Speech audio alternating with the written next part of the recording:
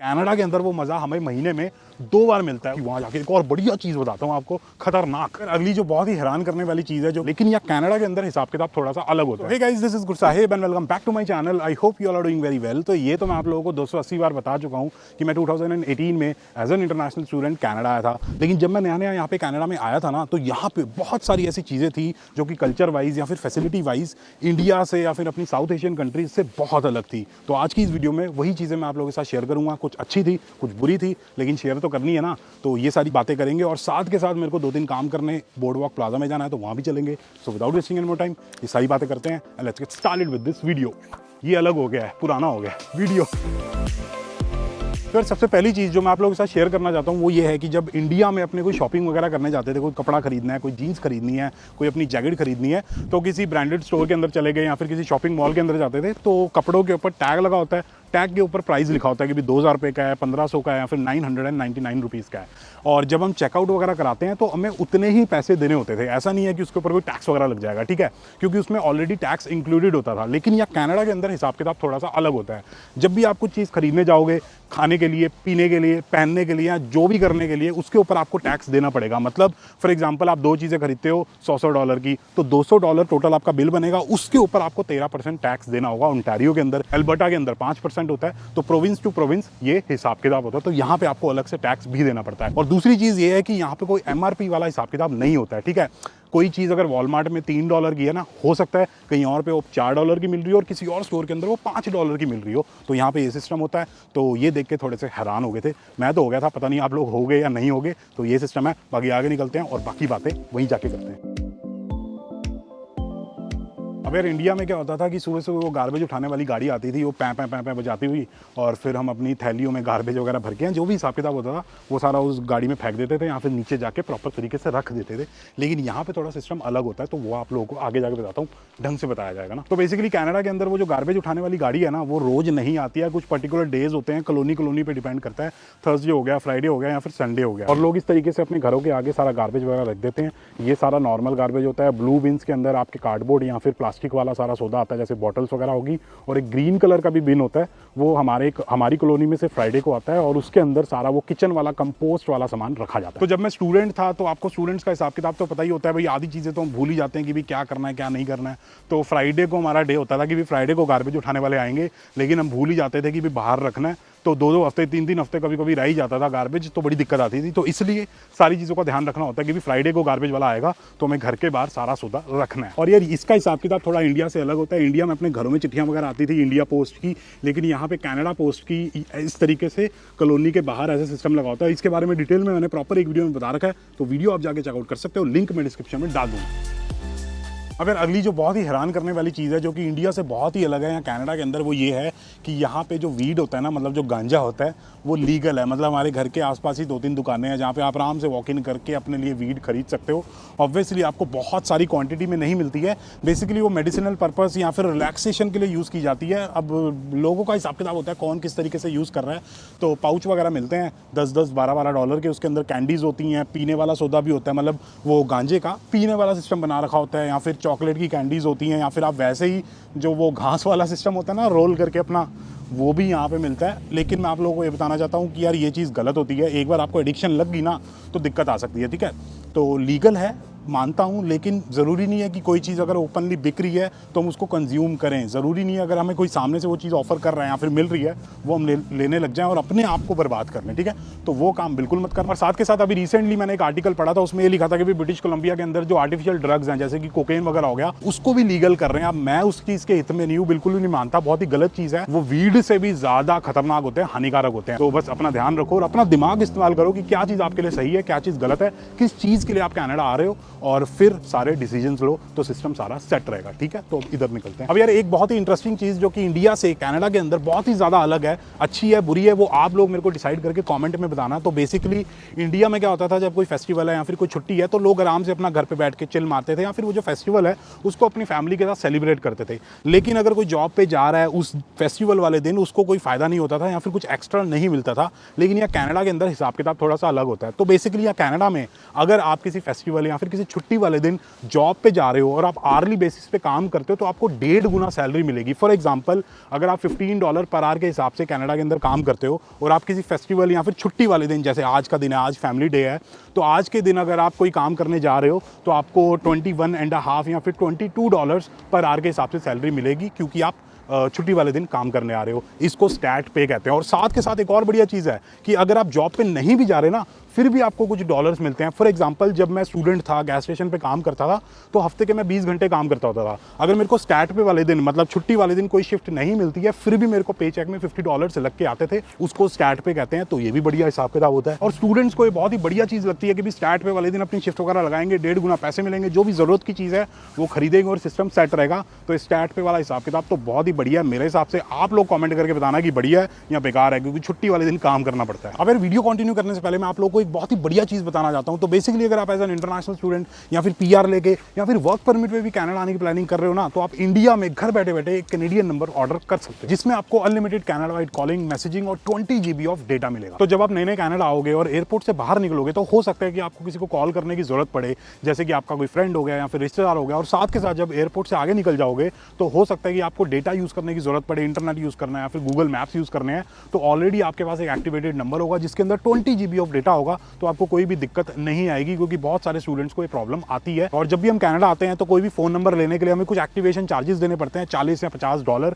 तो ये नंबर लेने के लिए ना आपको कोई भी एक्टिवेशन चार्जेस देने की जरूरत नहीं है। और साथ के साथ जो सिम कार्ड है ना, वो इंडिया में आपके घर पर डिलीवर किया जाएगा और उसके लिए आपको कोई भी डिलीवरी चार्जेस देने की भी जरूरत नहीं है। तो सिस्टम एकदम सेट है। अगर ये कैनेडियन नंबर ऑर्डर करना चाहते हो तो उसका लिंक भी डिस्क्रिप्शन में, उस पर क्लिक करके आप एक नंबर ऑर्डर कर सकते हो। उसको डिटेल में पढ़ना चाहते हो तो वो भी आप कर सकते हो। अब आगे निकलते हैं और चीज़ों के बारे में बात करते हैं।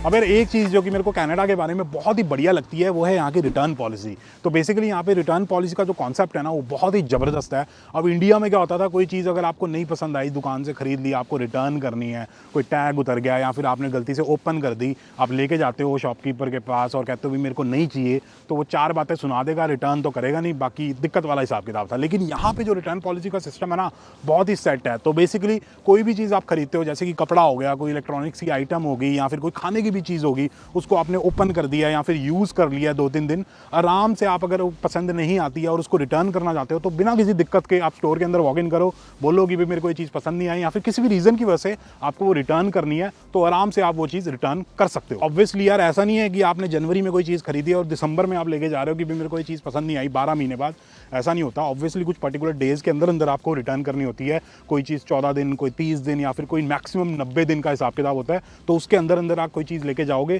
तो रिटर्न कर दो, कोई दिक्कत नहीं आएगी, कोई क्वेश्चन नहीं पूछा जाएगा। जो कस्टमर होता है ना, उसको एक्चुअल में भगवान माना जाता है और प्रॉपर तरीके से सर्विस किया जाता है। तो ये सिस्टम होता है। बाकी वहाँ जाके एक और बढ़िया चीज़ बताता हूँ आपको, खतरनाक। अब यार जब मैं नया नया कनाडा आया था ना, तो एक मेरे को बहुत ही ज़बरदस्त कल्चरल शॉक लगा था। वो ये था कि भाई इंडिया का ड्रेसिंग सेंस और यहाँ कनाडा का ड्रेसिंग सेंस ना बहुत ही अलग है। मतलब ज़मीन आसमान का फ़र्क है। इंडिया में क्या होता था, हम चमक दमक वाले कपड़े डालते थे, नियॉन कलर की टी शर्ट होगी, उसके ऊपर चमकता हुआ बैलेंसियागा या फिर गुची या फिर गैस लिखा हुआ है। लड़कियों के टॉप्स वगैरह होते थे, वो गैस लिखा होता था टॉप के ऊपर, वो दूर से ही चमक रहा होता था, लिश्कारे मार रहा होता था कि बंदे को पता लग जाए कि हाँ भाई लड़की ने गैस का टॉप डाला है। अब वो चाहे पालिका बाजार से खरीदा हो या कहीं से भी खरीदा हो, लेकिन सिस्टम ऐसा होता था। ठीक है, चमकते हुए कपड़े होते थे, एकदम दूर से चमक रहे होते थे, हाँ भी बंदा आ रहा है, अपना दोस्त आ गया, नियॉन कलर का पजामा डाल के या दिलजीत वाले कपड़े डाल के। अब यहाँ पे थोड़ा हिसाब किताब अलग है। यहाँ पे ना जनरली चमक वाले कपड़े नहीं डाले जाते। यहाँ पे म्यूटेड कलर्स या फिर बहुत ही न्यूट्रल कलर्स डाले जाते हैं, जो पेस्टल कलर्स होते हैं या फिर जो मतलब थोड़े सटल से कलर्स डाले जाते हैं। और जो कपड़े होते हैं बहुत ही बेसिक, जैसे मेरे को ही आपने देखा है, जब मैं नया नया कनाडा आया था मैं भी ऐसे ही कपड़े लेके आया था। जब मैं इंडिया में था मैं भी इस तरीके के ही कपड़े डालता था, चमकती हुई पगड़ी, अपनी चमकती हुई शर्ट, मज़ा आ जाए। लेकिन जब मैं यहाँ 1-2 साल रहा तो पता लगा कि भाई यहाँ पे जो ड्रेसिंग सेंस है ना, बहुत ही सिंपल होता है। अब मेरी वीडियोस देख के आप लोगों को पता लगता ही है कि मेरे जो कपड़े होते हैं बहुत ही प्लेन होते हैं, बेसिक होते हैं, क्योंकि जैसा देश वैसा भेस, यही चीज़ होती है। क्योंकि जैसा देश वैसा भेस, तो ये सिस्टम होता है। तो इसलिए हम भी प्लेन कपड़े डालते हैं। तो अगर आप कनाडा आने की प्लानिंग कर रहे हो, आने वाले हो, अपनी पैकिंग वगैरह कर रहे हो, तो जो अपने कपड़े हैं ना थोड़े से सटल रखना, क्योंकि जब आप यहाँ नए नए आओगे और चमक धमक वाले कपड़े डालोगे या फिर टेढ़े मेढ़े फटे फुटे कपड़े डालोगे तो आपको थोड़ा सा अजीब लगेगा। क्योंकि आप किसी गैदरिंग में जाओगे, सब ने नॉर्मल से कपड़े डाले होंगे, बेसिक से सिंपल, आप होगे भाई टेढ़े मेढ़े कपड़े डाले हैं तो अजीब लगेगा। तो ये हिसाब किताब होता है। अब यार एक चीज़ जो कि यहाँ कनाडा के अंदर इंडिया से बहुत ही ज़्यादा अलग है, वो है यहाँ के ओपनिंग आवर्स। तो बेसिकली यार यार इंडिया में क्या होता था, जो शॉपिंग मॉल्स हो गए या फिर जो स्टोर्स वगैरह होते हैं वो रात रात तक खुले रहते थे। जैसे कि शॉपिंग मॉल्स 11 बजे तक खुले हैं, या फिर अगर कोई त्यौहार आ गया तो वो 1 बजे तक मेहंदी वाले बैठे हुए हैं मार्केट के अंदर, 2 बजे तक मिठाई वाले खुले हुए हैं रात के 2-2 बजे तक, 3-3 बजे तक। तो माहौल बढ़िया रहता था, ठीक है। कभी कभी वीकडे हो गया या फिर वीकेंड हो गया तो हम 5 बजे तैयार होना शुरू होते थे, 6 बजे 7 बजे तक शॉपिंग मॉल पहुंचे और आराम से अपनी 4-5 घंटे अपनी शॉपिंग करते थे, मजे मारते थे। लेकिन ये कनाडा के अंदर थोड़ा सा सिस्टम अलग है। तो बेसिकली यहाँ पे क्या होता है, जो शॉपिंग मॉल्स होते हैं जनरली ज़्यादातर सिटीज़ के अंदर 9 बजे बंद हो जाते हैं, और वीकेंड्स पे क्या होता है कि 4 बजे बंद हो गए, 5 बजे बंद हो गए। तो जब तक आप सो के उठते हो ना वीकेंड पे, तब तक शॉपिंग मॉल्स वगैरह बंद हो जाते हैं। और ऊपर से जिस दिन कोई फेस्टिवल होता है या फिर कोई छुट्टी होती है उस दिन तो चीज़ें बंद रहती हैं। फॉर एग्जांपल आप ये प्लाजा देख सकते हो, पूरा का पूरा इस वक्त क्लोज हो रखा है क्योंकि आज फैमिली डे है। तो सारे के सारे जो स्टोर्स हैं वो बंद है, क्योंकि यहाँ पे कल्चर ये है कि जो भी लोग यहाँ पे काम करते हैं, जिनके भी ये स्टोर्स वगैरह हैं, उनको भी अपनी फैमिली के साथ टाइम स्पेंड करना है अगर कोई त्यौहार है या फिर कुछ भी है। तो ये सिस्टम होता है। तो बहुत ही अलग है, अच्छा है बुरा है पता नहीं, आप लोग कमेंट करके बताना, लेकिन यहाँ पे ये सिस्टम है। तो जब मैं नया नया कनाडा आया था तो मैंने आप लोगों को पुरानी वीडियोस में बताया है कि मैं 10 दिन के लिए विनिपेग में रहा था। अब शौक था कि भी नए नए कनाडा आए हैं तो कनाडा देखेंगे, इधर उधर घूमेंगे। लेकिन उस वक्त ना मेरे पास कोई भी फ़ोन नंबर नहीं था। मेरे माइंड में था कि यार मैं थंडर पे जाऊँगा तब अपना फ़ोन नंबर वगैरह लूँगा। तो 10 दिन के लिए मैं यहाँ पे फ्री वाईफाई यूज़ कर रहा था। तो बेसिकली कनाडा के अंदर ना बहुत सारी जगहों पे फ्री वाईफाई अवेलेबल होता है, पब्लिक वाईफाई होता है। जैसे कि ये पीछे स्टोर्स वगैरह आप देख सकते हो, इन सब का एक पब्लिक वाईफाई है। आप जाओ इसके आसपास, उससे कनेक्ट कर लो और अपना इंटरनेट यूज़ कर लो। गूगल मैप्स यूज़ करना है गूगल मैप्स यूज़ कर लो, या फिर जो भी आप करना चाहते हो इंटरनेट पर वो कर सकते हो। लेकिन एक बहुत ही ज़रूरी चीज़ मैं आप लोगों को बताना चाहता हूँ कि जब भी आप कनाडा आओगे और पब्लिक वाईफाई यूज़ करोगे तो अपने बैंकिंग ऐप वगैरह मत खोलना, ठीक है। स्कॉशिया बैंक हो गया या फिर अपनी क्रेडिट कार्ड की कोई ऐप होगी तो वो चीज़ें ओपन मत करना पब्लिक वाईफाई के ऊपर, क्योंकि सिक्योरिटी इश्यूज़ होते हैं, ठीक है। मेरा एक फ्रेंड था जो कि थंडर बे में रहता था, उसके $2000 मारे गए थे क्योंकि उन्हें पब्लिक वाईफाई पे अपनी बैंकिंग ऐप ओपन कर ली थी, तो सीन हो गया था, ठीक है। तो इस चीज़ का ध्यान रखना। बाकी पब्लिक वाईफाई शॉपिंग मॉल्स के अंदर या फिर किसी भी स्टोर के अंदर इंजॉय करना। अब यार इंडिया में क्या होता था कि अगर हम कोई जॉब वगैरह करते हैं तो महीने की पहली तारीख को या फिर दूसरी तारीख को हमारे फ़ोन पर एक मैसेज आता था कि भाई आपकी सैलरी वगैरह क्रेडिट हो गई है। तो हमें बहुत ही खुशी होती थी, बहुत ही मज़ा आता था। अब कनाडा के अंदर वो मज़ा हमें महीने में 2 बार मिलता है। उसका रीज़न ये है कि यहाँ कनाडा के अंदर जो सैलरी है ना वो बाई वीकली आती है। कोई कंपनी जो होती है वो 15 दिन के बाद सैलरी देती है, और कोई कंपनी होती है वो हर बाई वीकली फ्राइडे को आपको सैलरी क्रेडिट करती हैं। अब इसका मतलब ये मत समझ लेना कि अगर आपकी सैलरी 4000 है तो आपको महीने में 2 बार $4000 मिलेंगे, ऐसा नहीं है।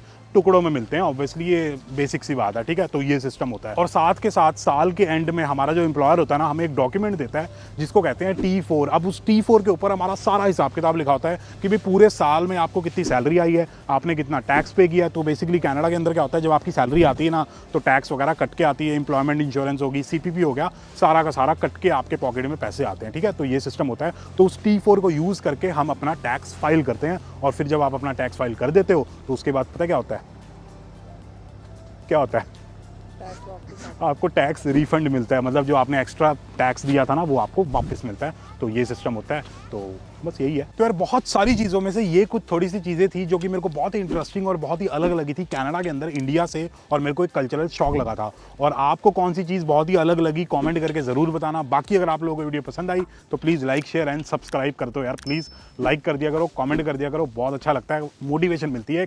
बाकी अगर आप लोगों को वीडियो पसंद आई तो please like share and subscribe, and as always stay healthy and keep hustling.